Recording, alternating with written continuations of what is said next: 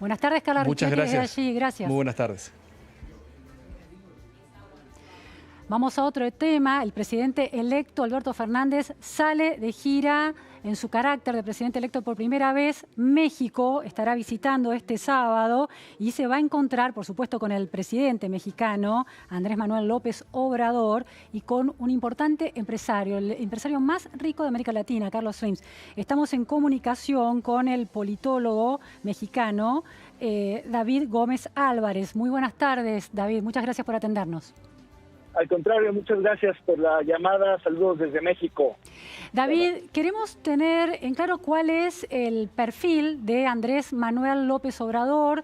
En la discusión en la Argentina, la conversación pública ha traído ese nombre a partir del posicionamiento de México en relación a Venezuela. ¿Qué nos puedes contar entonces del presidente mexicano y qué representa en términos del campo ideológico en México? López Obrador ha sido un candidato de la izquierda mexicana en las últimas 3 elecciones presidenciales.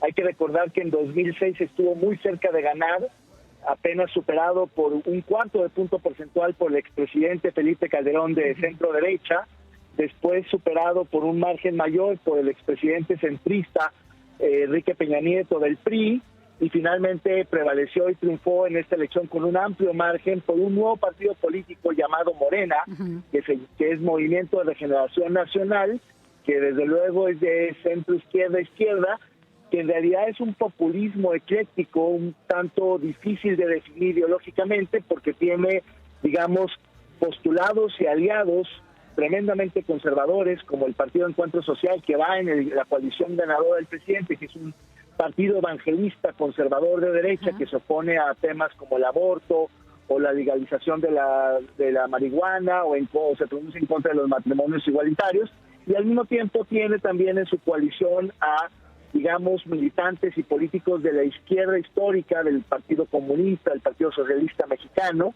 Entonces es una coalición, es un partido, es un movimiento muy difícil de definir, porque efectivamente tiene, digamos, postulados, principios y acciones de derecha y también de izquierda. Lo cierto es que es un populista muy popular, con una gran popularidad en este país en este momento, con una gran aprobación y enfrentando problemas dificilísimos, y en política exterior apoyando pues a los presidentes considerados de izquierda como son Evo, Maduro, en su momento Cristina Kirchner, Lula, etcétera.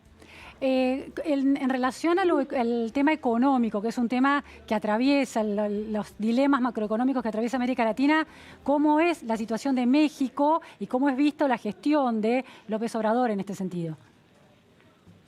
No se escuchó muy bien, perdón. En relación al tema económico, ¿cuál es el balance que se hace de la gestión? Sí.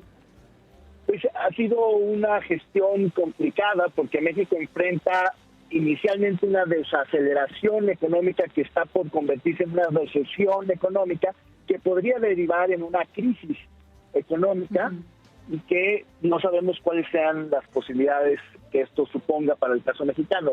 Me parece que tiene que ver con factores externos, como por ejemplo la desaceleración de Estados Unidos, la falta de inversión extranjera, la no aprobación del Tratado de Libre Comercio que se renegoció con Estados Unidos y Canadá, pero también con una gestión económica interna, digámoslo así, errática, complicada, con un subsidio enorme a la paraestatal de petróleos mexicanos, a Pemex, que ha seguido cayendo en su productividad, en su producción, con un subsidio enorme a los programas sociales que han, digamos, consumido muchos recursos del presupuesto federal, y también con decisiones, digamos, polémicas, como ha sido el anuncio de la inversión de una refinería en el sureste mexicano, que es poco viable, pero también con la cancelación del nuevo aeropuerto internacional de la Ciudad de México, que han frenado la inversión en el país, que han generado desconfianza de los inversionistas, tanto domésticos como internacionales. Y por otro lado también ha manejado de manera cuidadosa y correcta, creo, variables macroeconómicas como la paridad. El peso está muy bien, muy fortalecido frente al dólar. También creo que el déficit de las finanzas está bastante controlado, la deuda no ha aumentado significativamente, entonces es como muy ecléctico incluso en la gestión económica. No te diría que es un ortodoxo de corte neoliberal, pero tampoco creo que ha sido un heterodoxo populista como otros latinoamericanos, sino que ha sido una combinación extraña, curiosa, donde desafortunadamente para México el panorama económico internacional y norteamericano no es muy alentador, Claro. no es muy prometedor, y quizás tenga que ver mucho más con los factores externos, la situación mexicana hoy, hablando de economía, que de los factores domésticos propios del país. David, uno de los temas que llamó la atención de López Obrador en los últimos meses fue su estado de salud. Había algunas referencias a un deterioro cognitivo. ¿Esto se pudo comprobar? Fueron rumores. Efectivamente, el presidente tuvo una condición cardíaca hace algunos años, hospitalizó, pero salió bien. Y la verdad es que cuando uno ve el ritmo, la dinámica, digamos, la forma en que trabaja el presidente de México es brutal. Se levanta a las 5, 4 de la mañana, porque da una conferencia de prensa todas las mañanas, la famosa mañanera, que empieza a las 7 de la mañana en punto, y para eso pues tienen que estar la silla, los periodistas, los documentos, los boletines, etcétera, y termina su jornada a las 8 o 9 de la noche, y la verdad es que uno se pregunta cómo le hace López Obrador para trabajar a ese ritmo a sus 70 y pico años. La verdad es que yo veo que está muy bien de condición de salud, David, pero por supuesto es un antecedente. En relación a los hechos de corrupción, ¿cómo es evaluada la gestión de López Obrador? Pues yo creo que también otra vez hay, digamos, una suerte de combate a la corrupción selectiva, porque por un lado efectivamente se han dado golpes espectaculares, como al ex líder petrolero Romero de Champs, que era como un monumento a la corrupción mexicana.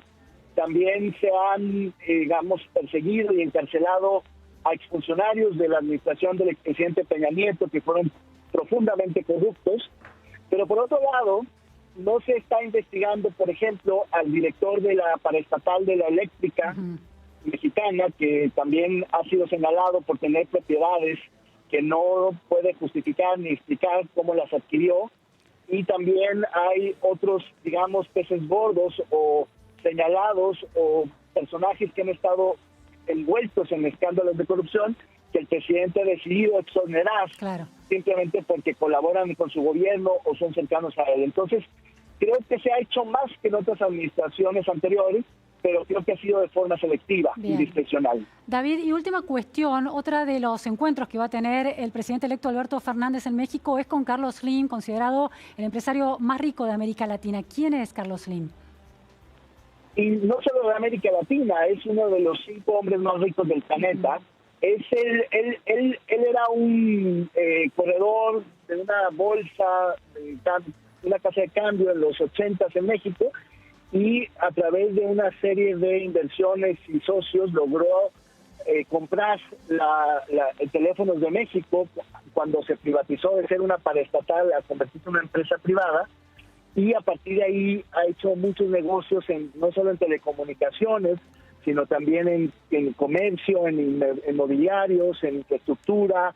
En América Latina, pues también tiene inversiones importantísimas en Venezuela, en Argentina. En Argentina Brasil, también, en Perú. Claro, la empresa Claro, ¿no? Claro, la empresa es una filial de teléfonos de Telcel, que es la telefonía celular de este país. Y bueno, ha vivido gracias a estos grandes monopolios, poco regulados por el Estado mexicano y por los estados latinoamericanos, que le dan ganancias enormes y se ha convertido en un factor de poder impresionante, no solo en México, sino en la región.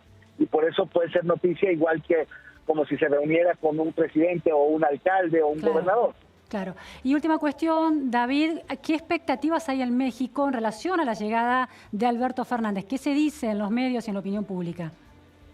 Pues yo creo que es polémica la figura de Fernández en México por la razón de que va en fórmula con un expresidente que en su momento dio de mucho que hablar en este país y en toda la región, pero por otro lado también ha habido una decepción fuerte con la administración de Macri. Y entonces pues hay una expectativa de decir, bueno, regresa el kirchnerismo, regresa el peronismo, pero también sale el macrismo, vamos a ver quién es Fernández. A él en lo personal se le conoce poco, porque bueno, ocupó un cargo digamos de jefe de gabinete, entiendo, y por tanto no era muy conocido en México, pero bueno, es el regreso del peronismo, es un gobierno de izquierda, es un gobierno afín al gobierno del presidente López Obrador en México, y en ese sentido pues los empresarios lo toman con muchas reservas, pero digamos los intelectuales o la clase media lo toma con cierta alegría. Y última cuestión que me surge en este momento, David, el tema del Grupo de Puebla, ¿es un tema de conversación en México? El Grupo de Puebla, ¿cuál es el Grupo de Puebla? Bueno, no, es un grupo de los países progresistas de América Latina que se conformó en los últimos meses. Pensé que estaba más instalado. ¿No está instalado ese tema en la opinión pública mexicana? No, de hecho, el Grupo Uruguay, las distintas iniciativas más de corte progresista, izquierdista, latinoamericano, la verdad es que apenas López Obrador acaba de entrar en ellas y la verdad es que aquí pues, las preocupaciones domésticas y con Estados Unidos son mucho más importantes, claro, la verdad, que las que ocurren hacia Sudamérica. Quizá las centroamericanas y caribeñas son hoy un poco más relevantes por el tema de la migración que se ha desbordado, claro, como sabes, pues el tema está fuera de control. De alguna manera hay un flujo migratorio inédito, histórico, de miles de centroamericanos que están cruzando el territorio mexicano para intentar llegar a Estados Unidos, claro, y han sido frenados tanto por el gobierno de Estados Unidos en la frontera norte como por el gobierno mexicano desde la frontera sur. Claro, esos son los temas que, esos son los temas que nos inquietan, claro. Muchísimas gracias, David, desde México, con este panorama acerca del perfil de Andrés Manuel López Obrador y de Carlos Slim. Muchas gracias. Buenas tardes. Al contrario, un placer colaborar para la Nación. Gracias. Vamos a un corte en la repregunta Noticias a Fondo y enseguida volvemos.